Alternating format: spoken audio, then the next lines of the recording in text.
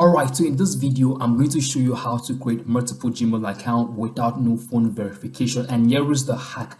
Do you know sometimes when you change your location, you are able to bypass Google verification system? And in today's video, I'm going to show you how to use Google itself to hide your location so you can create multiple Gmail account. And if this would work for you, you have to try it out first. Now, the first thing I have to do right now is to come over to my browser, and right from here on my browser, I'm going to click on the inspect button. All right, and right from the inspect button, you can see I have those three dots right at the top. Now I'm going to click on this. Why? Because I want to use Google itself to hide my location, and by doing this, I should still be able to create multiple Gmail account without no phone verification and no hassle. So right from here, I'm going to click on more tools, okay, and I'm going to come down a little bit, and right here where you see sensors, okay, I want you to I want you to note this sensors. I'm going to click on sensors right now,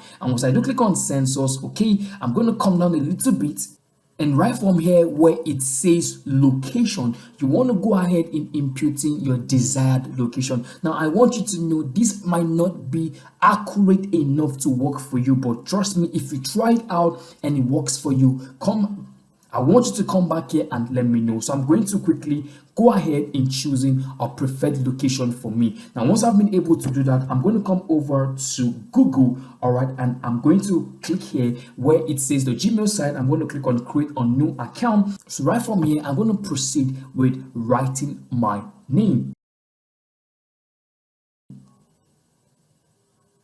And once I'm done with this, I'm going to go ahead and add in my basic information. So this is going to work for me. I really believe so. And now you can see we have the password next. So I'm going to write in my password next, and I'm going to wait for this to load up really quick.